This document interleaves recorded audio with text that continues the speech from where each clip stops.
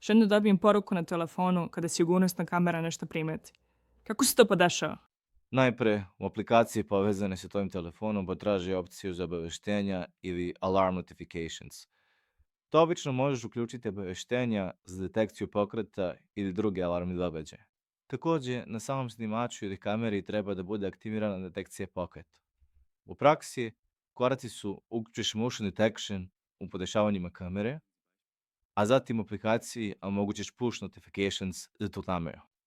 Kad kamera zabeleži pokret, levićeš upozorenje na svom telefonu sa informacijom koja je kamera i u koliko sati detektovala kretanje. Često u screenshot ili video klip tog trenutka. Da li to znači da će sistem snimiti ako prođe mačka? Da, ali ukoliko to ne želiš, možeš aktivirati pametne opcije detekcije ljudi ili vozila. Inače ti stizati notifikacija samo za situacije u kojima sistem prepozna da je čovjek ušao u zadato polje. Imaj na umu da ova aplikacija tek nadalje postoji sa savremenim sistemom video nadzora.